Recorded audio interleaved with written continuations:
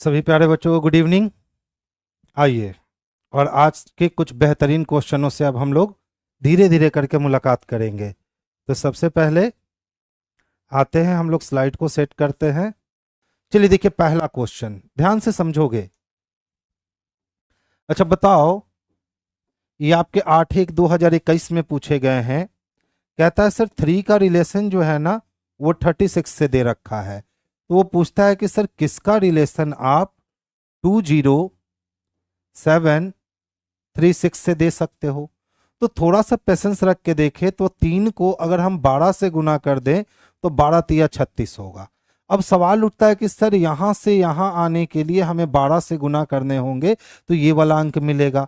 तो इस अंक को प्राप्त करने के लिए हम क्या कर सकते हैं, तो 20 73 6 है ना, हम इसको 12 से क्या कर सकते हैं, तो भाग दे सकते हैं। तो देखो, तो 12 एकम पहले कितना कट गया, तो 12 कट गया। कितने बच गए, तो 8 बच गए। ठीक है, 7 रख लो। 12×5 = 60, 12×6 = 72, 12×7 कितने हो गए, 84 हो गए। तो 12×7 जैसे ही 84 आया, यानी शुरुआत में 17 चाहिए, आगे तक भी जाने की जरूरत नहीं पड़ेगी। हमको ऑप्शन नंबर ए में ही स्पष्टता दिखना स्टार्ट हो गया कि सर 17 तो एक ही ऑप्शन में है। तो आप यहीं से इसका आंसर निकाल सकते हो। तो इसके लिए आंसर बाबू जो होगा ना, ऑप्शन नंबर ए, वही इसके लिए सबसे बेस्ट और सबसे परफेक्ट आंसर होगा। देखो अच्छा क्वेश्चन है। कहता है शब्द में प्रत्येक स्वर को अंग्रेजी वर्णमाला में, यानी जितने भी वॉवेल है ना, उसको अंग्रेजी वर्णमाला के क्रम में उसके अगले अक्षर से बदल दिया जाए, और प्रत्येक व्यंजन को अंग्रेजी वर्णमाला क्रम में उसके पूर्ववर्ती यानी पहले के अक्षर से बदल दिया जाए। इस प्रकार बने नए शब्द में कितने स्वर होंगे। तो देखिए, स्वर कौन कौन होता है, तो हमें मालूम है ना कि sir A E I O you, यही 5 वॉवेल होते हैं। और ऑलरेडी वो स्वर को जब बदला है उसके अगले वाले से, तो ये तो हमको वॉवेल दे नहीं सकता है। हाँ, कॉन्सोनेंट वॉवेल दे सकता है। तो कौन कौन सा कॉन्सोनेंट वॉवेल दे सकता है, तो उसके पूर्ववर्ती अक्षर से जब बोल रखा है, यानी बी हमको कौन वॉवेल दे सकता है, एफ के बाद एफ हमको वॉवेल दे सकता है, आई के बाद जे हमको वॉवेल दे सकता है, पी हमको वॉवेल दे सकता है, और भी हमको वॉवेल दे सकता है। क्योंकि ये ऐसे अल्फाबेट होंगे जिनको उनके पहले से बदलना है। तो देखो, तो एन के पहले एम होता है, वॉवेल नहीं दे सकता है। सी के पहले बी होगा, वॉवेल नहीं दे सकता है। आर के पहले क्यू होगा, वॉवेल नहीं दे सकता है। बी के पहले ए होगा, ये वॉवेल दे सकता है। एल के पहले के होगा, वॉवेल नहीं दे सकता है। यानी कितना दे सकता है, तो बस एक ही स्वर हमें मिलेंगे। तो हम लोग आसानी से इसका काम कर सकते हैं, एक ही स्वर। अगर हमें ये वाली कॉन्सेप्ट नहीं मालूम है, इस तरह से प्रोसेस नहीं मालूम है, तब फिर इसी क्वेश्चंस को बनाने के लिए बच्चा क्या करेगा, तो सबसे पहले कलम उठाएगा, और कलम उठाकर हम लोग सबसे पहले इसको लिखेंगे। ठीक है, जैसा कि आप करोगे। अब जितने भी वॉवेल हैं उसको उसके अगले से बदलोगे। तो आई बदलेगा जे से, यू बदलेगा भी से, ए बदलेगा बी से, और ई बदलेगा एफ से। अब जितने भी कॉन्सोनेंट है उसको उसके पहले से बदलोगे।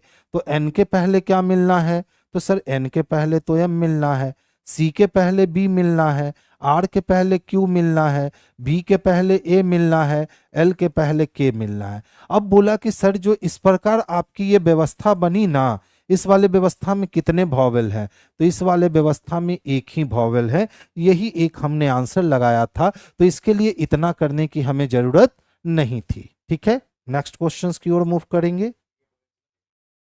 आइए देखिए, ध्यान से समझिएगा। अभी पिछले कुछ वर्षों में सिटिंग अरेंजमेंट का तांडव चला है, खास करके रेलवे के सेक्टर में। और आप देखे होंगे बहुत सारे सिटिंग अरेंजमेंट के क्वेश्चन आपको देखने को मिल जाएंगे। क्वेश्चन क्या कहता है, एक 6 मंजिला इमारत पर A B C D E F रहता है। एक ही मंजिल और डी के मंजिल के मध्य जो रहता है वो बी की मंजिल के ठीक 2 मंजिल नीचे रहता है। तो कितने मंजिल है, तो 6 मंजिल है। और जब भी भैया मंजिल वाला क्वेश्चन आए तो मंजिल वाले क्वेश्चन को नीचे से ऊपर बनाओ। 1 2 3 4 5 और ये 6 मंजिल। अब देख लो क्या कहता है, एक ही मंजिल और डी की मंजिल, तो एक ही मंजिल और डी की मंजिल के मध्य कोई एक व्यक्ति रहता है, और जो है ना बीच में वो बी के मंजिल के ठीक 2 मंजिल नीचे, तो बी के मंजिल के 1 मंजिल 2 मंजिल नीचे रहता है। ए और डी का हम प्रूफ नहीं कर सकते हैं कि ए ऊपर रखे कि डी नीचे रखे, तो हमने वाइस वर्सा केस लगाया, आगे चल दिया। एफ की मंजिल और ए की मंजिल के मध्य कोई 2 व्यक्ति रहते हैं, तो एफ की मंजिल और ए की मंजिल के मध्य कोई 2 व्यक्ति रहते हैं, कौन ऊपर कौन नीचे स्पष्ट नहीं है, यानी इसके साथ भी वाइस वर्सा केस जाएगा। आगे चलेंगे। लेकिन इनके बीच कौन नहीं रहता, तो सी नहीं रहता। अब कहता है ए या डी दूसरी और 5वीं मंजिल पे नहीं रहते, तो ना तो ए डी 5वीं मंजिल पे रहने वाला है और ना ही ए डी दूसरी मंजिल पे रहने वाला है, जबकि सी ए के निकटवर्ती मंजिल पे नहीं रहता, यानी सी और ए अगल बगल की मंजिलों पर नहीं रह सकते। ठीक है सर, इसका पीडीएफ कहाँ मिलेगा? इसका पीडीएफ जो है ना बाबू, वो आपको नवीन सर के टेलीग्राम चैनल पे मिलेगा। ठीक है सर, इस सैटरडे मिशन एलपी डिवीजन का क्लास नहीं लिए थे बाबू, वो कैंपस बंद थी इसीलिए नहीं लिए थे। इस बार कैंपस खुल गई है ना, तो इस बार लेंगे। गुड इवनिंग बच्चा। अब देखिए, सिटिंग अरेंजमेंट का ये वाला पार्ट जो है ना, बड़ा बेहतरीन पार्ट है। आपको इतना क्लू दिया गया है और इस क्लू को ही वहां अरेंज करना है। तो बताओ, ए को जब हम 5 पे नहीं रख सकते, तो ए को हम 6 पे भी नहीं रख सकते, क्योंकि ए के ऊपर एक घर छोड़ के बी चाहिए। तो देखो, ए को अगर हम 4 पे रखेंगे तो एक छोड़ करके डी को नहीं रख सकते हैं। अगर ए को हम 3 पे रखेंगे तो एक छोड़ करके डी पे रख सकते हैं। तो सबसे पहले पोजीशन बना कि सर ए को आप 3 नंबर पे रख लो और एक छोड़ करके 1 नंबर पे आप डी को रख लो। तो ए के ऊपर एक सीट वैकेंट है और उसके जस्ट ऊपर कौन है, तो बी है। अब उसने कहा कि सर ए और एफ के बीच में 2 लोग होंगे, तो ए यहाँ है तो 1 और 2 छोड़ करके एफ को रख सकते हैं, लेकिन बीच में सी नहीं आना चाहिए, यानी सी यहाँ नहीं आ सकता है। और फिर बोला सी और ए निकटतम पड़ोसी नहीं हो सकते, यानी सी यहाँ भी नहीं हो सकता। इसका मतलब है 3 नंबर पे ए को रखना हमारे लिए संभव नहीं है। तो अब ए के लिए कौन सा प्लेस बचा? तो अगर हम ए को 2 नंबर पे नहीं रख सकते तो ए को यहां रख सकते हैं। ए और डी के बीच में एक व्यक्ति, तो ए और डी के बीच में एक व्यक्ति। अब उसने कहा था कि ए और डी के बीच में जो बैठा है वो बी के नीचे तीसरे नंबर पे है, तो अगर हम बी को यहां रखते हैं तो देख लो, 1 2 छोड़ के तीसरा हो गया। अब उसने कहा ए और एफ के बीच में 2 लोग हैं, तो ए यहाँ है तो 1 और 2 छोड़ करके एफ को यहाँ रख सकते हैं, लेकिन ए और एफ के बीच में सी नहीं हो सकता है, तो यहाँ सी नहीं रख सकते, तो 6 नंबर पे सी को रख सकते हैं। ए खत्म है, बी खत्म है, सी डी ई बचा हुआ है। ई आया और हमारा अरेंजमेंट जो है ये बन करके एक अटेम्प्ट में तैयार हो गया। अब देख लो क्वेश्चन क्या पूछता है, सबसे ऊपरी मंजिल पे कौन रहता है? तो सर सबसे ऊपरी मंजिल पे सी रहता है, तो आंसर हम लोग सी को करेंगे। नेक्स्ट वन देखेंगे, डी किस मंजिल पर रहता है? तो डी बाबू तीसरी मंजिल पर रहता है और तीसरी मंजिल हमारा ऑप्शन नंबर सी में स्पष्टता दिखता है, तो आंसर हम लोग सी को लगाएंगे। अब देख लो, ऐसा नहीं है कि इस रेंज का क्वेश्चन नहीं पूछ रहा है, इस रेंज का क्वेश्चन लगातार पूछ रहा है। आप ग्रुप डी उठाकर देख लो, एनटीपीसी उठाकर देख लो, एएलपी उठाकर देख लो, लेकिन कब? 18 से पहले वाले एग्जामिनेशन में नहीं, 18 के बाद जो भी एग्जामिनेशन लिए गए हैं आप उसमें उठाकर देखो, हर दूसरे तीसरे सेट में आपको ऐसा बिल्डिंग वाला क्वेश्चन जो है वो दिया गया है। तो समझ लो, इस पे कमांड करना बहुत जरूरी है, और जैसे जैसे आप इस पे बच्चा कमांड करने लगोगे ना, हम आपको इसका नेक्स्ट लेवल भी दिखाएंगे, क्योंकि इसके टोटल 4 लेवल अभी मार्केट में है। रेलवे अभी तक 2 लेवल पूछ चुका है, हो सकता है कि अगले एग्जामिनेशन में इसका तीसरा और चौथा लेवल भी आपके सामने बिल्कुल प्रस्तुत कर दिया जाए कि भैया लो बनाओ, और उस समय आपकी स्पीड नहीं होगी, एक्यूरेसी नहीं होगी, तो आप उस समय इस क्वेश्चन को छोड़ोगे, और जो ही आप इस क्वेश्चन को छोड़ोगे नॉर्मलाइजेशन में आउट होगे, क्योंकि नॉर्मलाइजेशन में ये क्वेश्चन लंबा मार्क्स लेकर बैठेगा। तो ऐसे क्वेश्चन से अब भागिए नहीं, इस क्वेश्चन को सीखिए और सीख करके इस पे वर्क स्टार्ट कीजिए। आइए ध्यान से समझिएगा, ये भी काफी खूबसूरत क्वेश्चन है। कहता है सर 1 जनवरी 2012 को रविवार है, तो 31 दिसंबर 2014 को कौन सा दिन होगा? अच्छा बताओ, जब 1 जनवरी 2012 को संडे है तो 1 जनवरी 2013 को अगर जाएंगे तो किसी भी साधारण वर्ष से लीप वर्ष जाने में 2 दिन की वृद्धि होगी। और जब हम 13 से 14 में जाएंगे, कब, 1 जनवरी को, तो कितने दिन की वृद्धि होगी, तो 1 दिन की वृद्धि होगी। और हमें पता है कि साधारण वर्ष में साल का प्रथम दिन और साल का अंतिम दिन सेम होता है। तो देख लो 3 दिन हमारे पास निकल करके आए। तो रविवार में अगर हम 3 दिन को ऐड कर देते हैं तो मंडे, ट्यूसडे, वेडनेसडे यानी बुधवार आएगा। इसका मतलब है कि 1 जनवरी और 2014 का जो दिन होगा बच्चा, ये बुधवार का दिन होगा। तो जब 1 जनवरी 2014 बुधवार है तो 31 दिसंबर 2014 को भी बुधवार ही आना है, क्योंकि साधारण वर्ष जिस दिन को शुरू होता है उसी दिन को समाप्त होता है। तो हमारा आंसर जो होगा ये ऑप्शन नंबर ए हो जाएगा, यानी दिन बुधवार आएंगे।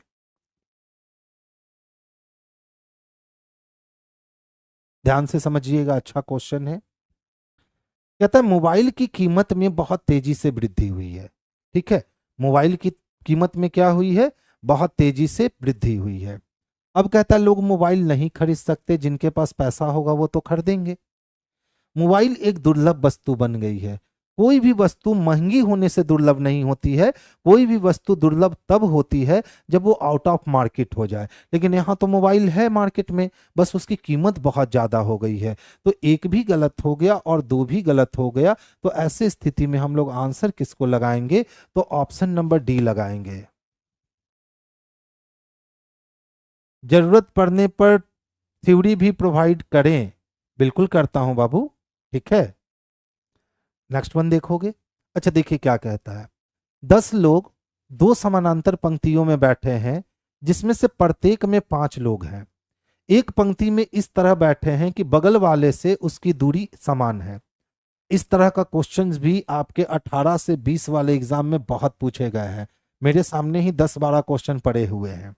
तो कितने व्यक्ति हैं सर, तो 10 व्यक्ति हैं। कैसे बैठे हैं, तो 2 समानांतर पंक्ति में। पहली पंक्ति में भी डब्ल्यू, एक्स, वाई और जेड बैठा है और सारे का मुख उत्तर की ओर है। तो जब भी बाबू ध्यान से समझना, जब भी डबल लाइन की सेटिंग आएगी ना और आमने सामने की ओर मुख होगा ना, तो नॉर्थ देखने वाले को हमेशा नीचे रखना और साउथ देखने वाले को हमेशा ऊपर रखना।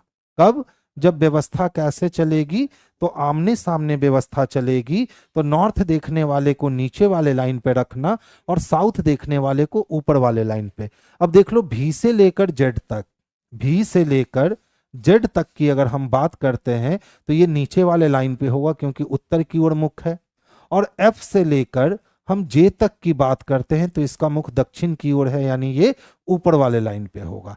अब प्रश्न में जो कहे गए हैं बस आप उस काम को अंजाम दो। देखो क्या कहता है। वाई डब्ल्यू के बाएं तीसरे स्थान पर बैठा है, जिसका मुख वाई की ओर है। ठीक है, तो वाई कहां बैठा है, तो डब्ल्यू के, तो डब्ल्यू तो नीचे बैठना है, यानी डब्ल्यू के बाएं पहला नहीं, दूसरा नहीं, तीसरे स्थान पे कौन बैठा है, तो वाई बैठा है। अब कहता है जिसका मुख वाई की ओर है वो एफ के दाएं दूसरे स्थान पे बैठा है। तो किसका मुख वाई की ओर है मालूम नहीं, लेकिन जिसका भी मुख वाई की ओर होगा वो कहां बैठेगा, तो एफ के राइट में, फर्स्ट नहीं सेकंड। तो 4 घर नीचे भी कैप्चर, 4 घर ऊपर भी कैप्चर। आगे चलो, एफ और आई के बीच में सिर्फ एक व्यक्ति है, तो बताओ एफ जब यहां है तो एक छोड़ के हम आई को यहां रख सकते हैं, या एफ यहां है तो एक छोड़ के आई को यहां रख सकते हैं। यानी मेरे भाई आई को रखने के 2 प्लेस है, एक यहां या एक यहां। छोड़ दीजिए, आगे चलिए। फिर देखो क्या कहता है। एच और जे एक दूसरे के निकटतम पड़ोसी हैं। तो जब एच और जे निकटतम पड़ोसी हैं तो एच और जे जब भी होंगे वो साथ साथ होंगे और ऊपर वाले लाइन पे ही होंगे। फिर देखो क्या कहता है। जे पंक्ति के किसी भी छोर पे नहीं बैठा, तो ना तो जे इस कॉर्नर पे बैठ सकता है और ना ही जे इस कॉर्नर पे बैठ सकता है। छोड़ दीजिए। कहता है जिसने जी की ओर मुख किया है वो जेड के ठीक दाएं बैठा है। तो जेड तो नीचे वाले लाइन पे है और जेड के ठीक दाएं जो भी बैठेगा उसके सामने किसका मुख होगा भाई, तो जी का मुख होगा। अब कहता है सर एक्स जेड का पड़ोसी नहीं है, यानी जेड और एक्स जो है ये साथ साथ नहीं बैठने वाले हैं। जितना भी इंफॉर्मेशन देना था उतना इंफॉर्मेशन दे दिया। अब इसी इंफॉर्मेशन को अरेंज करने की बात आई, तो सबसे पहले हमें इसमें कमजोर कड़ी ढूंढने होंगे। तो देखो इसमें सबसे कमजोर कड़ी आई है, क्योंकि आई ने अपना 2 प्लेस बताया है। मान लो कि हमने आई को प्लेस यहाँ दिया, तो सही भी हो सकता है या गलत भी। तो जब आई को प्लेस यहाँ देंगे तो एच और जे अगल बगल बैठा है और जे कॉर्नर पे नहीं बैठा है, तो जे को मिडिल में और एच को यहाँ रखना होगा। 5 घर पूरे हो गए, यानी 5वां नीचे आएगा। अब जैसा कि उसने कहा जी के सामने, तो जी को तो यहाँ रखना होगा। अब देखो जी के सामने जो व्यक्ति बैठा है, क्या वो जेड के दाएं बैठ सकेगा? तो नहीं सर, जी के सामने बैठा व्यक्ति तो वाई के दाएं है। इसका मतलब गलती कहाँ हुई है? तो आई का प्लेस यहाँ रखना ही हमारे लिए गलत हो गया है। इसका मतलब है आई का प्लेस यहाँ नहीं हो सकता। तो अब हम आई का प्लेस कहाँ रखेंगे? इस वाले पे। तो एक लाइन इधर बैठा। अब बताओ एच और जे को साथ में रखना है, तो ये ऑप्शन तो यही है, तो यहाँ एच को रख लो और यहाँ जे को रख लो। अब जी को ऊपर वाले लाइन पे रखना था, तो जी के सामने डब्ल्यू है और डब्ल्यू किसके दाएं होगा? तो जेड के दाएं होगा। जेड के बगल में एक्स रख नहीं सकते, तो एक्स यहाँ होगा। अब इकलौता भी बचा हुआ है, भी को यहाँ रख लो और अरेंजमेंट आपके जो है ना वो एक अटेम्प्ट में कंप्लीट हो गया। विष्णु काहे नाराज रहेंगे रे? अच्छा, प्रणाम किए थे, खुश रहिए बच्चा, खुश रहिए। अब देखिए प्रश्न क्या पूछे गए, तो देखो कितना आसानी से हम ऐसे क्वेश्चनों को सॉल्व कर सकते हैं। बस करनी क्या है, तो थोड़ी सी अच्छी प्रैक्टिस करनी है। अब जहां थोड़ी सी अच्छी प्रैक्टिस करोगे तो ऐसे क्वेश्चनों को आप आसानी से सॉल्व कर सकोगे, कोई कॉम्प्लिकेशन नहीं होते। लेकिन हम क्या करते हैं, तो डबल लाइन का सेटिंग देख के ही पहले ही डर जाते हैं, और उस डर का फायदा क्वेश्चन सेटर उठाता है अब कि ऐसा क्वेश्चन आपके एग्जाम में परोस देता है। तो ऐसे क्वेश्चनों से सामना करना यानी कि आप भीड़ से अलग हो गए। और जो बंदे भीड़ से अलग होते हैं ना, उनका रिजल्ट श्योर एंड शॉर्ट आता है। देखो कहता है इसमें से किसका मुख एच की ओर है? तो अभी तो हमने सेटिंग को अरेंज कर लिया है, तो एच की ओर हमें मालूम है वाई का मुख है, और वाई जो है वो किस ऑप्शन में दे रखा है? तो वाई ऑप्शन नंबर ए में दे रखा है। तो हम लोग आंसर स्पष्ट रूप से ए नंबर को करेंगे। एक बार रिपीट कर दे, पेशेंस रखिए। कहता है दूसरी पंक्ति में ठीक बीच में बैठने वाले व्यक्ति के ठीक बाएं इनमें से कौन है?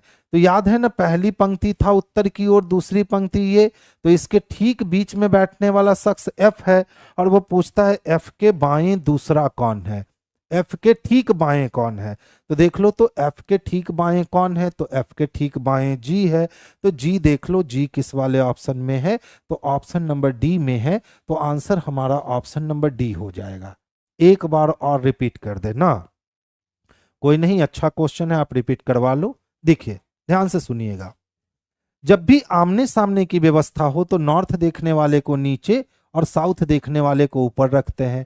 तो हमने 2 लाइन खींचा, ठीक है, और नॉर्थ देखने वाले को नीचे रखेंगे तो ये राइट और ये लेफ्ट, और साउथ देखने वाले को ऊपर रखेंगे तो ये राइट और ये लेफ्ट। जैसा कि प्रश्न में कहा गया है, पहली पंक्ति में भी डब्ल्यू एक्स वाई जेड यानी भी से लेकर जेड तक बैठा है और वो उत्तर को देख रहा है, जबकि दूसरी पंक्ति में एफ से लेकर जे तक बैठा है जो दक्षिण को देख रहा है। अब देखो क्या कहता है, वाई डब्ल्यू के बाएं तीसरे स्थान पर बैठा है, तो डब्ल्यू और वाई को तो नीचे वाले लाइन पे रखना है, यानी वाई कहां बैठा है? तो डब्ल्यू के बाएं, जहां भी डब्ल्यू बैठेगा उसके लेफ्ट में पहला नहीं, दूसरा नहीं, तीसरा पोजीशन वाई का होगा। तो 1 2 3 4 लोगों की व्यवस्था नीचे हो गई, तो उसी समय आप 4 लोगों की व्यवस्था ऊपर कर लो। फिर कहता है जिसका मुख वाई की ओर है वो एफ के दाएं से दूसरे स्थान पे बैठा है। तो वाई की ओर किसका मुख है नहीं मालूम, लेकिन वो कहां है? तो एफ के दाएं से दूसरे स्थान पे, ये भी लाइन हो गए। अब कहता है एफ और आई के बीच सिर्फ एक व्यक्ति बैठा है। तो बताओ, जब एफ यहां बैठा है तो एक छोड़ के हम आई को यहां रख सकते हैं, या एफ यहां है तो एक छोड़ के आई को यहां रख सकते हैं। यानी आई को बैठाने का 2 प्लेस बचा। आई को बैठाने का कितना? तो 2 प्लेस। या तो एफ के लेफ्ट में दूसरा आई होगा, या तो एफ के राइट में दूसरा आई होगा। आगे चलिए। अब कहता है एच और जे एक दूसरे के निकटतम पड़ोसी हैं, तो एच और जे तो ऊपर जाएगा, यानी जब भी एच और जे होगा कैसे होगा? अगल बगल में होगा। फिर कहता है सर जे किसी भी छोर पर नहीं बैठा, तो इसका मतलब है जे ना तो लेफ्ट इंड पे बैठ सकता है और ना ही जे राइट इंड पे बैठ सकता है। अब कहता है जिसने जी की ओर मुख किया है वो जेड के ठीक दाएं है, तो जेड तो नीचे है ना, तो जेड के ठीक दाएं कौन है नहीं मालूम, लेकिन इसके सामने किसका मुख होगा, तो जी का मुख होगा। अब कहता है एक्स और जेड निकटतम पड़ोसी नहीं है। अब इस वाले में हमें कमजोर कड़ी ढूंढने थे, तो चलिए हम लोग कमजोर कड़ी ढूंढना स्टार्ट करते हैं, ध्यान से समझोगे। देखिए आई कमजोर कड़ी है क्योंकि वो दो प्लेस लिया, या तो आई यहां रख सकते हो या तो आई यहां। तो मान लो कि आपने आई को यहां रख लिया, आपको मालूम तो है नहीं कि आई को कहां रखना है, तो एक अटेम्प्ट तो लेना होगा। तो मान लो आपने आई को यहां रख लिया, तो अब एच और जे साथ में बैठेंगे तो यहां नहीं रख सकते हो, यहाँ एच यहाँ जे नहीं रख सकते क्योंकि फिर 5 घर पूरे होंगे और जे कॉर्नर पे आएगा, तो आपको जे यहाँ रखना होगा और एच यहाँ रखना होगा। अब ऊपर में जी को भी बैठना है तो आप जी को यहाँ रखोगे। अब जी जिसके सामने बैठा था वो जेड के दाएं था, लेकिन यहाँ जी जिसके सामने है वो वाई के दाएं है, इसका मतलब आई को यहाँ रखना हमारे लिए गलत हो गया, तो हमने आई को वहां से हटाया। तो जब आई का एक पोजीशन खत्म हो गया तो अब आई को हमें इसी वाले प्लेस पे रखना होगा। एच और जे साथ में है और जे कॉर्नर पे नहीं है, तो एच यहाँ और जे यहाँ रखना होगा।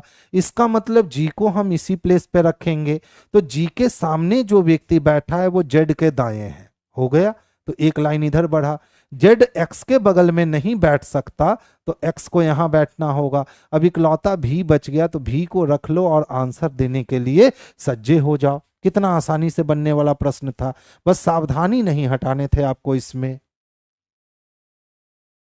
नेक्स्ट देखोगे, जो व्यक्ति एक्स की ओर मुख करके बैठा है उसके दाएं से तीसरे स्थान पे कौन, तो जो व्यक्ति एक्स की ओर मुख करके बैठा है तो एक्स की ओर मुख करके आई बैठा है, और आई के दाएं से पहला दूसरा तीसरा जे होगा, तो आंसर हमारा जे होना चाहिए। अब जे देख लो किस में है बच्चा, तो ऑप्शन नंबर सी में है, तो आंसर भी हमारा ऑप्शन नंबर सी जो है यही इसके लिए बेस्ट आंसर है। तो इस टाइप के क्वेश्चंस को बनाए बिना अगर आप चाहोगे कि आप एग्जाम क्वालिफाई कर लो, बाउंड्री तक पहुंच जाओगे, पार नहीं कर पाओगे, आपको इस टाइप के क्वेश्चन बनाने ही होंगे। देखो ये ग्रुप डी में पूछे गए क्वेश्चन है और पूछ रहे हैं सर बतला दो कि इसमें नंबर ऑफ ट्रायंगल कितने हैं, तो ध्यान से समझोगे। नंबर ऑफ ट्रायंगल काउंट करना बेहद आसान है। यहां से 3 निकलेंगे क्या, यहां से भी 3 निकलेंगे क्या, तो 3 3 6 निकल गए। यहां से भी 3 निकलेंगे तो 6 3 9 निकल गए। यहां से भी 3 निकलेंगे तो 9 3 12 निकल गए। 12 के बाद अगर इस छोटे वाले को देखोगे तो ये 13 हो गया, तो अभी तक आपको 13 ट्रायंगल मिल चुके हैं। अच्छा 13 के बाद देखोगे, इस बड़े वाले को देखोगे तो ये 14 नंबर का ट्रायंगल, इस बड़े वाले को देखोगे तो ये 15 नंबर का ट्रायंगल, इस पूरे बड़े को देखोगे तो ये 16 नंबर का ट्रायंगल। 16 के बाद अगर सिर्फ इसको देखोगे तो ये रहा हमारा 17 नंबर का ट्रायंगल। 17 के बाद अगर फिर से हम ध्यान से देखते हैं और इस दोनों को मिलाते हैं, जो कि अभी नहीं मिलाए थे, तो ये रहा कितना, तो 18 नंबर का ट्रायंगल। अच्छा 18 के बाद देखो तो अगर हम इस वाले को यहां से लेकर के ये मिलाएं तो ये रहा 19 नंबर का ट्रायंगल। यानी इसमें ट्रायंगल की संख्या कितनी है, तो 19 है, जो ऑप्शन नंबर बी में स्पष्टता देखने को मिल रहा है। तो आंसर हम लोग 19 को लगाएंगे। देखिए ये जेई के प्रश्न है, तो प्रश्न देखिएगा क्या है। सरकार ने ग्रामीण क्षेत्रों के लिए साल में 2 बार डॉक्टरों के विशेष भर्ती अभियान चलाने की योजना बनाई है। यानी स्टेटमेंट कहना चाहता है कि सरकार की रणनीति क्या है कि ग्रामीण क्षेत्रों में किसके लिए यह रणनीति बनाई गई है सरकार की, तो शहरी क्षेत्रों के लिए नहीं, ग्रामीण क्षेत्रों के लिए बनाई गई है कि अब साल में वो क्या करेंगे ना कि 2 बार डॉक्टर विशेष भर्ती अभियान चलाने की योजना बनाएंगे। यानी डॉक्टरों की भर्ती करेंगे, और ये साल में कितनी बार होगा, तो 2 बार डॉक्टरों की भर्ती करी जाएगी। ठीक है, कहाँ, तो ग्रामीण क्षेत्रों में। अब कहता है सर पूर्व धारणा लो, तो पहला पूर्व धारणा कहता है कई रिक्तियां हैं, हम क्या ये कह सकते हैं कि कई रिक्तियां हैं? तो नहीं कह सकते हैं, क्योंकि यहाँ पे अगर डॉक्टरों की भर्ती की बात आती और शहर और गांव की बात नहीं आती, तब हम बात कहते कि सर कई रिक्तियां हैं इसीलिए दो दो बार भर्ती ले रहा है। लेकिन वो शहर की बात नहीं कर रहा है, वो किसकी बात कर रहा है? वो ग्रामीण क्षेत्र में अभियान चला रहा है कि दो दो बार डॉक्टर का चयन किया जाएगा। तो पहला तो गलत हो गया। सरकार चाहती है कि ग्रामीण क्षेत्र के लोगों को बेहतर स्वास्थ्य सुविधा मिले, तो बिल्कुल ये मंशा रही होगी सरकार की कि गांव में रहने वाले लोगों को अच्छा स्वास्थ्य मिले। और चूंकि गांव में डॉक्टरों की कमी होती है, इसीलिए वो कितनी बार विशेष भर्ती अभियान चला रही है? तो 2 बार। यानी ऑप्शन नंबर 2 जो है ना, एकदम सकारात्मक तथ्य दे रहा है। तो हम लोग बी को करेंगे आंसर, और यही बी हमारे हो जाएंगे आंसर। Next one.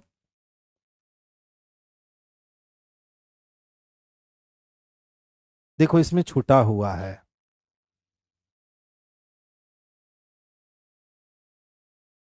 यहां ऐड कर लो तो। और मैं चाहूंगा आप 30 सेकंड का समय लो और आप हमें ये क्वेश्चन बनाकर दिखाओ। बहुत ही लाजवाब क्वेश्चन है, एकदम कॉन्सेप्चुअल क्वेश्चन है। आप 30 सेकंड का समय लो और इसको बनाकर दिखाओ आखिर क्या किए गए हैं। जल्दी से देखता हूं कितने लोग जवाब दे पाते हैं। ABCD, आप उसको सॉल्व कर लो कि 7 और 3 मिलके 8 कैसे आएगा, 4 और 4 मिलकर के 5 कैसे आएगा, 6 और 7 मिलकर के 7 कैसे आएगा। अगर आपने वो प्रूफ कर लिया ना, तो A और B मिलकर के क्या ऑप्शन बनने वाला है, आप बिल्कुल इसको बना सकते हो। ये क्वेश्चन जिसके भी एग्जामिनेशन में आया होगा ना, RRB LP 14/8/2018 को, यानी जिन बच्चों ने इस एग्जाम को दिया होगा, अचानक से ऐसा क्वेश्चन आया होगा, तो जो कहता है ना उनके पैर के नीचे से जमीन खिसकना, वो जमीन खिसकी होगी, मजा आया होगा उनको। अभी तक जवाब नहीं आया जी। विष्णु, मोहम्मद अकीब जी, रविराज, शिवानी, विनय, चंद्रवंशी जी, जवाब दीजिए। मैं ही जवाब दे दूं? चलिए देखिए कितना खूबसूरत है। सी नंबर, रवि का आया ए, श्री राम का आया सी, श्री राम का आया सी, रवि का आया ए, विष्णु का भी आ गया ए। बहुत अच्छा। देखिए क्वेश्चंस का कॉन्सेप्ट समझिएगा। 7 था, 3 था, और इक्वल टू कितने हैं? 8 है। तो सबसे पहले उसने क्या किया ना, कि 7 को लिया और 3 से मल्टीप्लाई कर दिया, ठीक है, और फिर इसमें 3 को जोड़ दिया। तो 7 21 21 3 क्या हो गए? 24, और फिर इसी 3 से भाग दे दिया, 8 मिल गया क्या? 7 21 21 और 3 24, और फिर 3 से भाग दे दिया। यानी अगर इसको हम ए माने, इसको बी माने, और इसको सी माने, इसको क्या माने? सी माने, तो देखिए तो क्या हो रहा है हमारा, A into B plus B divided by B, ये फॉर्म में आ रहा है। तो ए इंटू बी को क्या हम ए बी लिख सकते हैं, और प्लस बी और बटा बी लिख सकते हैं, लिख सकते हैं ना। तो ऐसी व्यवस्था कहाँ दिख रही है? तो ऐसी व्यवस्था हमें ऑप्शन नंबर ए में दिख रही है। ऐसी व्यवस्था कहाँ दिख रही है? ए में। समझ में नहीं आ रहा है? बड़ा आसान क्वेश्चन था। देखिए 4 और 4 को मिलाकर के हमें 5 प्रूफ करने हैं। तो सोचो अगर ए हमारे पास 4 है और बी भी हमारे पास 4 है, और इसको प्रूफ करने हैं 5, तो हमने क्या किया कि ए और बी को गुना किया, ठीक है, और फिर इसमें हमने बी को जोड़ दिया, और फिर बी से भाग दे दिया। तो 4 चक्को 16, और 16 4 कितने हो गए भैया? तो 20 हो गए। और 20 को अगर हमने 4 से भाग दिया तो कितने आ गए? तो 5 आ गए, ठीक है। यही कॉन्सेप्ट था क्वेश्चंस का। अच्छा 4 5 ने कंफ्यूज कर, 4 माइनस 5 ने इक्वल टू था, वो लिखने के क्रम में छूट गया होगा। तो इसी तरह से देखो, तो अगर हम 6 को 7 से भाग दें, इंटू करें, तो 7 6 42 हुआ, और 42 में अगर 7 जोड़ दें तो ये कितने हो जाएंगे? तो 49 हो जाएंगे। और फिर 20 से ही इसको भाग दे दें, तो 49 से भाग देने पर कितना आएगा? तो 49/7 इक्वल टू 7 मिल जाएगा ना। अब यहाँ ए है, बी है, तो हमने ए इंटू बी किया, प्लस बी किया, डिवाइडेड बाय बी किया, यानी ऑप्शन नंबर ए जो था ना इसके लिए सबसे सुटेबल आंसर था। तो ये काफी अच्छा और काफी कॉम्प्लिकेशन से भरा क्वेश्चन था, ध्यान दीजिएगा। ये क्वेश्चन आप अगर दिमाग लगा लिए तो 20 सेकंड में बना सकते हो, और दिमाग नहीं लगाए तो आप 30 सेकंड भी लगा सकते हो और 40 सेकंड भी लगा सकते हो। एनटीपीसी में पूछे गए प्रश्न है और मैं चाहूंगा आप समय लो और हमें बनाकर दिखाओ।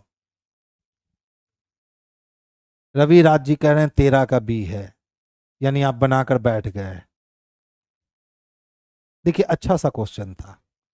बताइए, कहता है एक 6 मंजिला इमारत है जिसकी प्रत्येक मंजिल पर 20 कमरे हैं, ठीक है, यानी 6 मंजिला इमारत है और हर मंजिल पर कितने कमरे, तो 20 कमरे।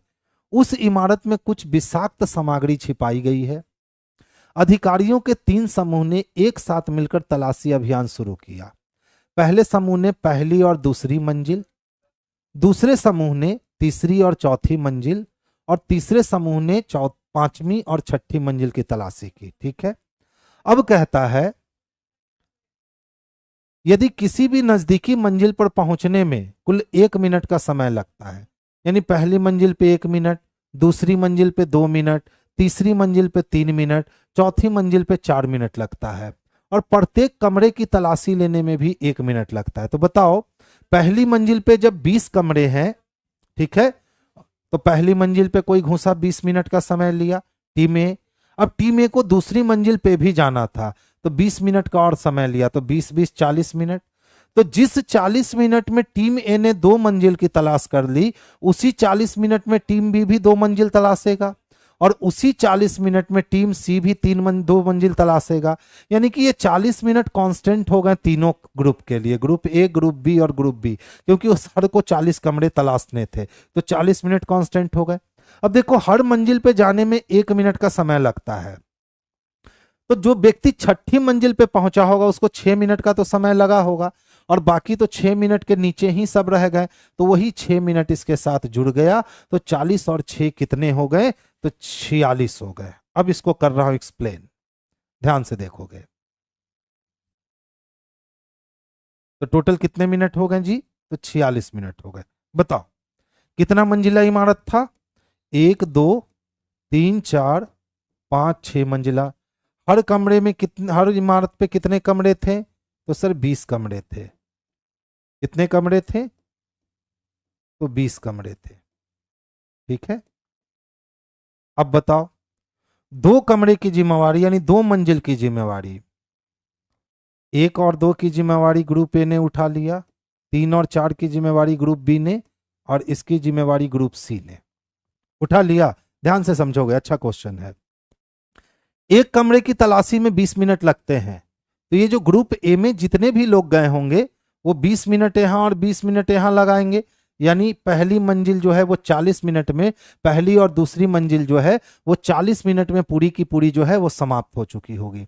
लेकिन उस 40 मिनट में ये बंदा नहीं जा पाएगा, क्यों, क्योंकि इसको तीसरे और चौथे फ्लोर पे पहुंचना है, तो तीसरे और चौथे फ्लोर पे पहुंचने में भी यहां जाने में 3 मिनट लग जाएंगे और यहां जाने में 4 मिनट लग जाएंगे। बोलो लगेंगे कि नहीं, तो ये भी तो उतना ही 40 मिनट लेगा, लेकिन इसको 4 मिनट एक्स्ट्रा लगेगा चौथी मंजिल तक जाने में। इसी तरह से 20-20 40 मिनट ये भी लेगा, लेकिन उसको छठी मंजिल तक जाने में 6 मिनट एक्स्ट्रा लगेगा। तो अगर एक ही ग्रुप बार बार जाता तब तो अलग डिफरेंस समय का आता, लेकिन ग्रुप ही अलग अलग है। ये पहला ग्रुप 40 मिनट में काम करके नीचे उतर गया, लेकिन दूसरा ग्रुप 40 मिनट में नहीं उतरा। ये दूसरा ग्रुप जो है वो 40 मिनट में तो रूम की तलाशी लिया, और चौथे फ्लोर तक पहुंचने में उसको 4 मिनट लगे होंगे, क्योंकि यहां कहा है कि नजदीकी मंजिल पर पहुंचने में 1 मिनट लगता है।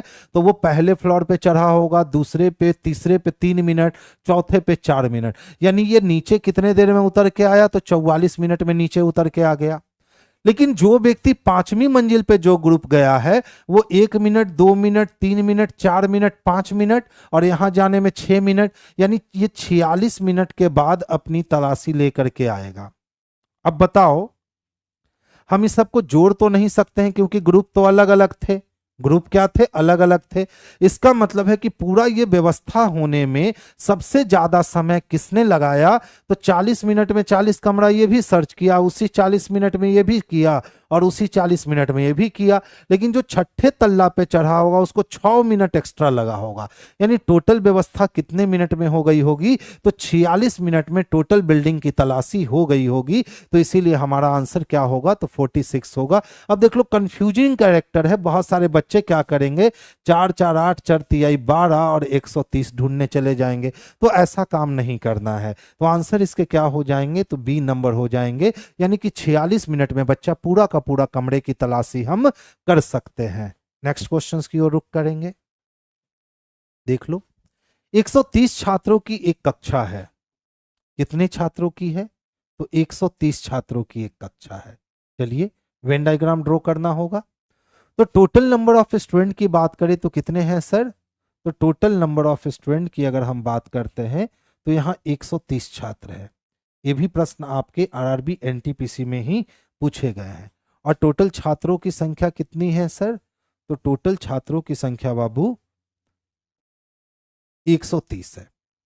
अब कहता है 15 छात्र गणित और इतिहास को पसंद करते हैं।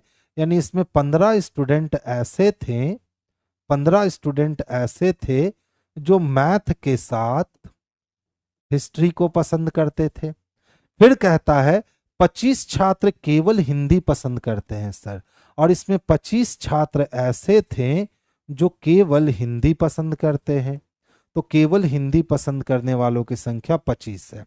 फिर कहता है 30 छात्र केवल अंग्रेजी पसंद करते हैं, यानी चौथा वेन भी बन गया। तो 30 छात्र ऐसे हैं जो केवल अंग्रेजी पसंद करते हैं, तो चौथा वेन को हमेशा बाहर रखना। यानी 30 छात्र ऐसे हैं जो केवल इंग्लिश पसंद करते हैं। कुछ फिर कहता है 20 छात्र अंग्रेजी और हिंदी दोनों पसंद करते हैं।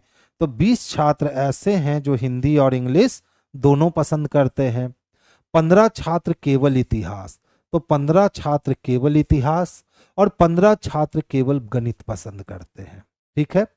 60 छात्र हिंदी पसंद करने वाले, अच्छा यदि अंग्रेजी पसंद करने वालों की कुल संख्या कितनी है, 60 है, और हिंदी पसंद करने वालों की कुल संख्या कितनी है, तो 55 है।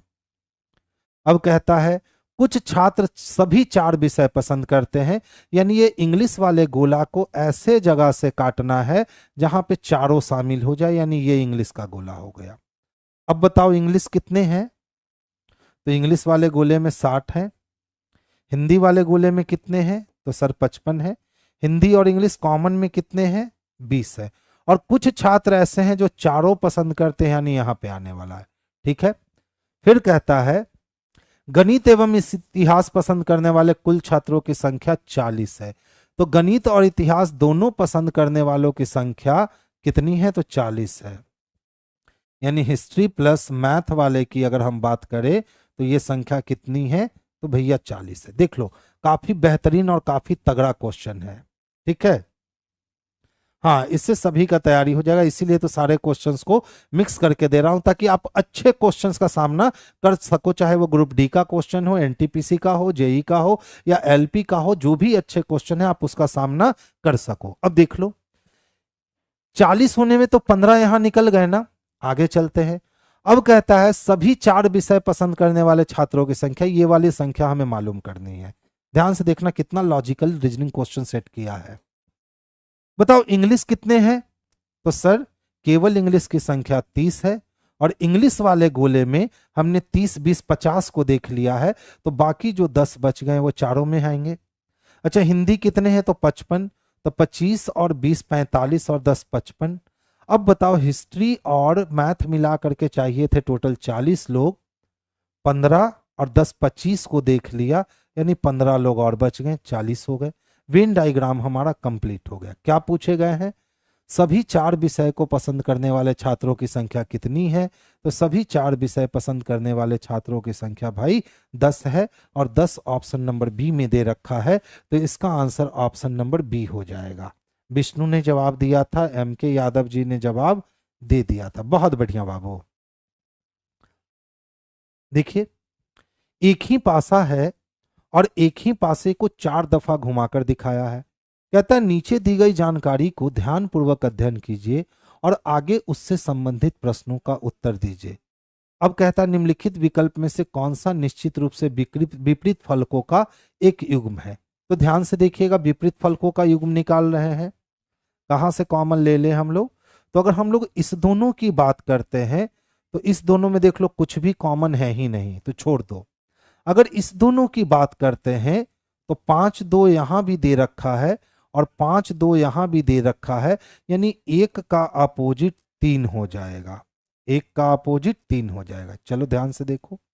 अच्छा, अगर हम इस दोनों की बात करते हैं तो दोनों में क्या कॉमन है? 3। तो 3 से क्लॉकवाइज चलने पे 5 है, तो 3 से क्लॉकवाइज चलने पे 6 है, यानी 5 का अपोजिट 6 आएगा। तो एक का अपोजिट 3 और 5 का अपोजिट 6 मिल गया। इसका मतलब है कि 2 का अपोजिट 4 होना है। अब इसने पूछा कि कौन सा विपरीत फलकों पे है, तो ध्यान से देखिए, 1 और 3 अपोजिट फलक पे है, 1 और 2 अपोजिट फलक पे नहीं है, 3 और 6 अपोजिट पे नहीं है, 5 और 3 अपोजिट पे नहीं है, यानी ऑप्शन नंबर ए ही इसके लिए सबसे पर्याप्त और सबसे सुटेबल आंसर है। तो आंसर हम लोग ऑप्शन नंबर ए को करेंगे। ध्यान से समझोगे। एक घड़ी की घंटे वाली सुई 18 डिग्री आगे घूमती है, तो याद रखना आवर हैंड 1 डिग्री घूमेगा तो मिनट हैंड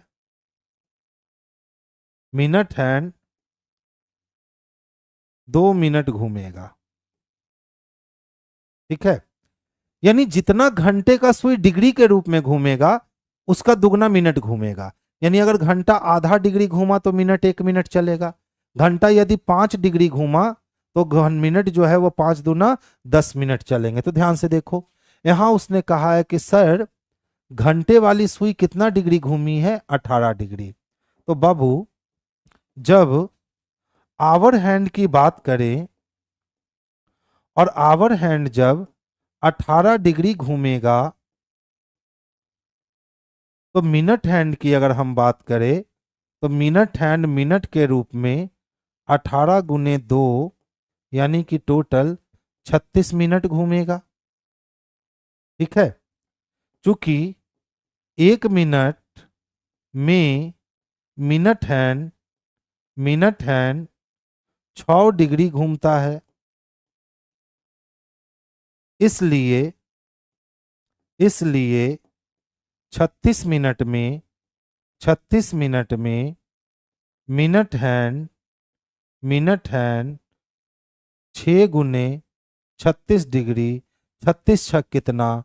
तो 216 डिग्री घूमेगा। आंसर हो गया ऑप्शन नंबर डी। अच्छे क्वेश्चन थे। विष्णु का आंसर 168 आया। क्या सोच के 168 लगा दिया रे? एकदम सीधा सीधा तो क्वेश्चन है। मिनट अगर 1 मिनट चलेगा तो घंटा आधा डिग्री चलेगा, मिनट 2 मिनट चलेगा तो घंटा 1 डिग्री चलेगा, मिनट 4 मिनट चलेगा तो घंटा 2 डिग्री चलेगा, मिनट 10 मिनट चलेगा तो घंटा 5 डिग्री चलेगा। इसी तरह मिनट अगर 36 मिनट चलेगा तो घंटा 18 डिग्री घूमेगा। तो जब घंटा 18 डिग्री घूमा यानी मिनट 36 मिनट चला है और 1 मिनट चलने में 6 डिग्री घूमता है, तो 36 मिनट चलने में टोटल 36 गुने 6 यानी 216 डिग्री घूमेगा। तो आंसर हमारा 216 डिग्री जो है वो निकल करके बाहर आ गया। ध्यान दीजिएगा। कहता है सर सभी बच्चे जो है ना वो शरारती हैं और कुछ शरारती सर खिलाड़ी हैं। कहता है सभी बच्चे खिलाड़ी हैं तो शरारती अगुवाई करने को तैयार नहीं है, तो पहला गलत हो गया। कहता है कुछ खिलाड़ी शरारती हैं, री स्टेटमेंट कुछ के केस में सही होगा तो सही हो गया, यानी केवल 2 अनुसरण करता है। देख लो जितने भी बच्चे थे ये सभी के सभी बच्चे कैसे थे? तो शरारती थे। और कुछ शरारती क्या थे? तो खिलाड़ी थे। अब कहता है सभी बच्चे खिलाड़ी हैं। देख लो बच्चा यहां खत्म और खिलाड़ी यहां खत्म। क्या सभी बच्चा खिलाड़ी दिखता है? तो सर नहीं दिखता है, काट लोगे। कहता है कुछ खिलाड़ी शरारती हैं, तो देखो खिलाड़ी का कुछ हिस्सा शरारती दिख रहा है यानी सही है। तो आंसर हम लोग किसको लगाएंगे? तो आंसर हम लोग ऑप्शन नंबर बी को लगाएंगे। नेक्स्ट वन देखिए, इस कथन में संख्या प्रतीक यानी कोडिंग डिकोडिंग के प्रश्न है। पहला शर्त पढ़ो क्या है। यदि पहला घटक एक सिंबल है यानी प्रतीक है तो 6 तो सिंबल नहीं है, यानी पहला शर्त अप्लाई नहीं होगा। दूसरे को पढ़ो। यदि पहला घटक एक संख्या है जो 2 से पूर्णतः विभाजित है तो इसे के रूप में कूटबद्ध किया जाना है। तो इसके किसके रूप में कूटबद्ध किया जाना है ये तो बताया ही नहीं। चलिए तीसरा, यदि दूसरे और तीसरे दोनों घटक पूर्ण वर्ग है, नहीं है, यानी इसको कहीं ना कहीं सिंबल जो दे रखा है तो हम सिंबल के ही रूप में कोट करेंगे। तो इसे यहां पे छूटा हुआ है, इसके रूप में कोडवर्ड करना है। तो देख लो ए सी नंबर और बी नंबर तो कैंसिल हो गए। अब हमारे पास क्या था, तो 6 था, एट दी रेट था, एंड था, 4 था, इक्वल टू था। तो 6 के लिए हम लोग ये 5 लेंगे। एट दी रेट के लिए आप क्या लिखोगे, तो पी लिखोगे। एंड के लिए क्या लिखोगे, तो एस लिखोगे। 4 के लिए क्या लिखोगे, तो जी लिखोगे। और इक्वल टू के लिए आप आर लिखोगे। अब देख लो तो ये वाली व्यवस्था डी में है क्या, तो नहीं सर डी में तो नहीं दे रखी है, यानी ये वाली व्यवस्था किस में दे रखी है, तो सर ए में दे रखी है। तो आंसर भी हम लोग बच्चा किसको कर लेंगे, तो ऑप्शन नंबर ए को कर लेंगे। नेक्स्ट वन देखिए, मदन और मोहन कुछ पंक्ति के बाएं सिरे से व्यक्तियों की एक पंक्ति में खड़े हैं। मदन 19वें स्थान पे खड़ा है। यदि वे दोनों, क्वेश्चन में कुछ छूटा हुआ लग रहा है जी। मदन और मोहन कुछ पंक्ति के बाएं सिरे से व्यक्तियों की एक पंक्ति में खड़े हैं। मदन 19वें स्थान पर खड़ा है। यदि वे दोनों अपना स्थान आपस में बदल ले तो मदन बाएं सिरे से 28वें पर आ जाता है। पंक्ति में कुल कितने विद्यार्थी हैं। बाबू देख लीजिए यहाँ डाटा पर्याप्त है, टाइपिंग करते समय हमें लगता है ना कि इसमें कुछ छूट गया है, ठीक है, इसमें कुछ जो है वो छूट गया है, क्योंकि ये सिंपल कह रहा है कि सर एक पंक्ति है, ये राइट इंड है और ये लेफ्ट इंड है। अब इसमें पंक्ति में कुछ बच्चे खड़े हैं। मदन 19वें स्थान पे खड़ा है तो नहीं बताया, तो हम मदन को बाएं से 19वें स्थान पर रखते हैं। और फिर कह रहा है यदि वे दोनों अपना स्थान बदल लेते हैं तो मदन बाएं सिरे से 28वां हो जाता है। अब स्थान 28वां हो गया, यानी यहाँ किसका स्थान होगा, तो मोहन का स्थान होगा, ठीक है। अब बताओ 19 से 28 चल गया, अभी भी एक ही डाटा मिला है। जब तक राइट का पोजीशन क्लियरिफाई नहीं होगा तब तक हम आंसर दे ही नहीं पाएंगे, ठीक है। राइट का कोई क्लियरिफाई नहीं किया गया है, यानी इसमें टाइपिंग मिस्टेक है।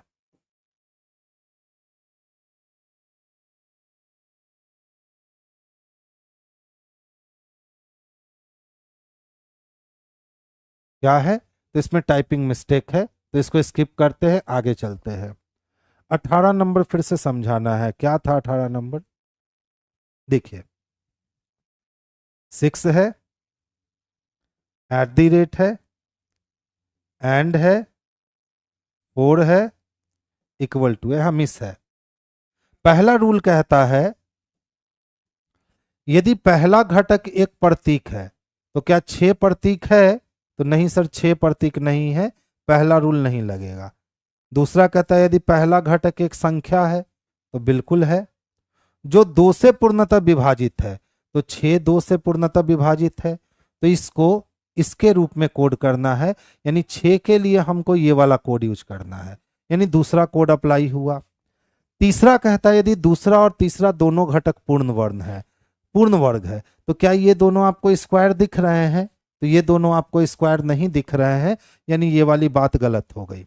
तो अब जब कोई रूल नहीं लगा, केवल 2 नंबर रूल लगा, और 2 नंबर रूल के अनुसार हम 6 को इस वाले सिंबल से रख सकते हैं, बाकी को सेम उतारना होगा।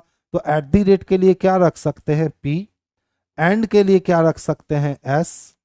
4 के लिए क्या रख सकते हैं, तो जी। और इक्वल टू के लिए क्या रख सकते हैं, तो आर। यानी हमको ये वाला ऑप्शन ढूंढना है, P S G R. Option number A में स्पष्टता दिखता है, तो आंसर नंबर ए जाएगा। देखिए हाँ, चंद्रवंशी जी बिल्कुल सही कह रहे हैं कि सर से दोबारा मत बनवाओ, आप देख लो रिकॉर्डेड में आपको मिल जाएंगे। अच्छा देखो तो क्या है हमारे पास, 4 है, 8 है, 12 है, 24 है, 18 है। ठीक है, 4 से 8 जाने का मतलब है 4 का अंतर, 8 से 12 जाने का मतलब है 4 का अंतर, और फिर 12 का अंतर आ गया। और फिर लो भैया यहाँ कितने घट गए, तो 24 से 6 घट गए। ठीक है, यानी अंतर से इसको डिफाइन नहीं कर सकते हैं हम लोग। तो चलिए मल्टीप्लिकेशन से डिफाइन करने की कोशिश करते हैं। 4 को हमने 2 से गुना किया तो 4 दूना 8, और फिर हमने 1.5 से गुना किया। ठीक है, फिर हमने कितने से गुना किया, तो सर 2 से गुना किया। और फिर हमने कितने से गुना किया, तो 6 कम होने का मतलब 6 4 की 24, यानी 4 हिस्से में टूटा, यानी इनटू 0.75 से कर दिया। देख लो, 2 से गुना होता है फिर 1.5 से, फिर 2 से, फिर 0.2 से, यानी अगला गुना जो होना है वो 2 से ही गुना होना है। तो 18 दूना कितने हो गए, 36 हो गए। दिया है क्या, देख लो, अच्छा वाला सीरीज है। नेक्स्ट क्वेश्चंस की ओर रुक करें क्या। देखिए, एक सीरीज दी गई है, अब ये सीरीज बनाना है। तो देखो भी से कहाँ आने हैं, तो भी से पी आने हैं, पी से 5 आने हैं, 5 से अगला 1। तो भी से हम लोग पी को गए, पी से हम लोग 5 को गए, अब 5 से कहाँ जाना है, तो देखो भी से पी जाने के लिए 3 को गैप करना होगा, पी से 5 जाने के लिए फिर 3 को गैप करना होगा। तो फिर से आप 3 को गैप करोगे तो यू पे जाके रुकोगे, यानी अब यू से स्टार्ट होगा। तो यू से दो दो स्टार्ट हो रहे हैं, यानी ये दोनों खत्म हो गए। अब एन की बात करते हैं, तो ध्यान दीजिएगा एन की बात कर रहा हूं। एन से हमें एफ आने हैं, एफ से हमें यू आने हैं। तो देखो एन से हम कहाँ आए, तो एफ आए, और एफ से कहाँ आए, यू आए। तो एन से एफ आने में 2 का गैप, एफ से यू जाने में 2 का गैप। तो अब यू से 2 गैप करके जाएंगे तो जी के पास पहुंचेंगे, यानी जी चाहिए, यानी 6 कैंसिल हो गया। और डी नंबर जो है यही आपके आंसर हो गए। ये भी आपके एलपी 2018 में पूछे गए प्रश्न है। बहुत बढ़िया। अच्छा देखो, तो कहता है दी गई श्रेणी में पदों की संख्या ज्ञात कीजिए। डैश डैश करते 512 पहुंचा दिया जी। 4 गुने 2 8, तो 4 दूना 8, 8 दूना 16, 16 दूना 32। ठीक है, तो 4 दूना 8, 8 दूना 16, 16 दूना 32, तो 32 दूना 64, 64 दूना 128, 128 को 2 गुना कर दीजिए। 8 दूना 16, हाथ में 1, 2 दूना 4, 1 5, और 2 का 2, 256। 256 को 2 गुना कीजिए। 6 दूनी 12 का 2, हाथ में 1, 5 दूना 10, 1 11 का 1, हाथ में 1, 2 दूना 4, 1 5। केमा पद मिला, पहला, दूसरा, तीसरा, चौथा, पांचवा, छठा और सातवां, यानी ये 7वें पद पे जाकर के हमें मिलेगा। तो ऑप्शन नंबर कितना हो गया, तो डी हो गया है।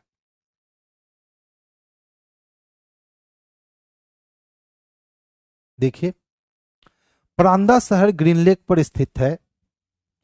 अकरम शहर परांदा के पश्चिम में। ढेर सारे पॉइंट है, तो हमें पता है कि जब ढेर सारे पॉइंट हो डायरेक्शन में, तो उस स्थिति में डायरेक्शन ड्रॉ कर लेना ज्यादा अच्छा होता है। तो कहता है सर परांदा शहर ग्रीन लेक पे स्थित है। कौन, तो परांदा शहर। अब कहता है अकरम शहर परांदा के पश्चिम में स्थित है। तो कोई अकरम है और ये शहर परांदा के पश्चिम में स्थित है। तोखड़ा शहर अकरम शहर के पूरब में, लेकिन परांदा शहर के पश्चिम में, यानी इन दोनों के बीच में, इन दोनों के बीच में कौन आने वाला है, तो तोखड़ा आने वाला है। तोखड़ा क्यों, क्योंकि उसने कहा तोखड़ा शहर अकरम के पूरब में लेकिन परामदा के पश्चिम में स्थित है, यानी इन दोनों के बीच में है। अब कहता है कोकरन शहर बोपरी शहर के पूरब में, लेकिन तोखड़ा और अपरंग शहर के पश्चिम में। तो कोकरन कहाँ है, तो बोपरी शहर के पूरब में, लेकिन, तो लेकिन यानी कोकरन के लिए। तो कोकरन कहाँ है, तो तोकड़ा, तोखड़ा और अखरम के पश्चिम में। तो तोखड़ा और अखरम के पश्चिम में अगर हम जाएंगे तो हमारी मुलाकात कोकरन से होगी। बड़ा अच्छा अच्छा नाम दे रखा है। और कोकरन कहाँ है? तो बोपरी शहर के पूरब में है, बोपरी शहर के पूरब में है। हो गया। यदि ये भी सभी शहर एक ही जिले में स्थित है तो कौन सा शहर सुदूर पश्चिम में स्थित है? अच्छा बताओ, अगर ये एक ही शहर में है तो ऊपर उत्तर, नीचे दक्षिण, इधर पूरब हो गया और इधर पश्चिम हो गया, तो पश्चिम में कौन सा शहर है? तो पश्चिम में बोपरी शहर है। बोपरी देख लो किस में है, तो ऑप्शन नंबर डी में है। तो आंसर हमारा ऑप्शन नंबर डी हो जाएगा। अच्छा क्वेश्चन था। 22 नंबर क्वेश्चन एक बार और बताना है, क्या था भैया 22 नंबर क्वेश्चन में जी? अरे पागल, मल्टीपल तो करना था, 4 को गुना करना शुरू किया और 512 तक बोला कि सर पहुंचिए। तो सबसे पहले 4 को किससे गुना किए? 2 से। ठीक है, 4 को किससे गुना किए? 2 से। एक टर्म हुआ, 8 दूना 16, 2 टर्म, 16 दूना 32, 3 टर्म। अब 32 दूना 64, 4 टर्म। अब 64 को 2 से गुना करेंगे तो 128, 5 टर्म। 128 को 2 से गुना करेंगे तो 256, 6 टर्म। और 256 को 2 से गुना करेंगे तो 512, 60 टर्म। यानी टोटल 1 2 3 4 5 6 60 टर्म में वही पूछा था कि दी गई श्रेणी में पदों की संख्या ज्ञात कीजिए। तो ये श्रेणी को यहां से यहां आना जब है तो ये केमा पद है। तो देखिए, तो पहला पद, दूसरा पद, तीसरा पद, चौथा पद, तो यहाँ पांचवा पद, छठा पद, अच्छा, आठवां पद। हम लोग बीच में निकाले 7 ना, उसने पद पूछ लिया था कि ये केमा पद है, तो आठवां पद। बना था कितने बार में? 7 बार में, लेकिन वो पदमा केमा था तो वो आठवां पद था। नेक्स्ट देखोगे, देखिए, यदि एक्स की माँ वाई के पिता की इकलौती पुत्री है, तो एक्स की कोई माँ है और एक्स की माँ जो है वाई के पिता की इकलौती पुत्री है, तो वाई के पिता की इकलौती पुत्री है। कैसी पुत्री है? तो इकलौती पुत्री है।